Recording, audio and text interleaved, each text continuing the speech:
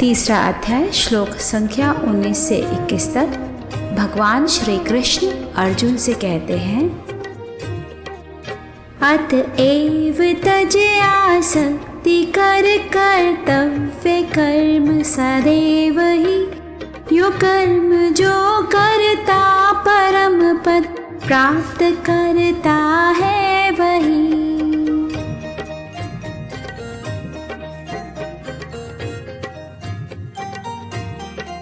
जनकादि ने भी सिद्धि पाई कर्म ऐसे ही किए, फिर लोक संग्रह देख कर भी कर्म करना चाहिए। जो कार्य करता श्रेष्ठ जन करते वही है, और भी उनके प्रमाणित पंथ पर ही पैर धरते हैं सभी। कर्तव्य कर्म को किसी सुख प्राप्ति की आशा से नहीं, वरन भगवान की अपने ऊपर बड़ी कृपा समझते हुए करना चाहिए। कृपा यह है कि भगवान के लिए कोई भी कार्य करना कठिन नहीं है, परंतु यह उनकी अनुकंपा ही है जो हमको अपनी शक्ति द्वारा निष्काम कर्म करने का अवसर देकर हमारे लिए मोक्ष का एक अत्यंत सुगम साधन प्रस्तुत कर रहे हैं।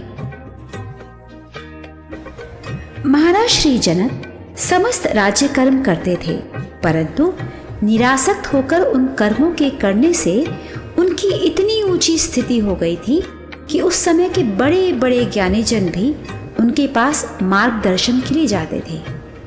जब वे राज्य के इतने महत्वपूर्ण कार्य को निजी सुख की तनिक भी आशा नहीं रखते हुए करते थे, तो जीवन की साधारण क्रियाओं को निरासक्त रूप से करने से मनुष्य के पास परम सिद्धि प्राप्त करने का कितना सरल और सुगम सुयोग प्राप्त। जो मनुष्य निस्वार्थ भाव से कर्तव्य कर्म करते हैं, उनके प्रति स्वाभाविक रूप से लोगों में श्रद्धा उत्पन्न हो जाती है।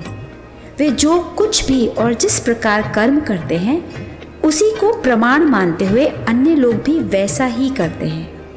ऐसे व्यक्तियों के पास बहुत लोग अपनी कठिनाइयां भी लेकर आते हैं और उचित समाधान होने पर उनके बताए हुए मार्ग पर चलने का प्रयत्न भी करते हैं।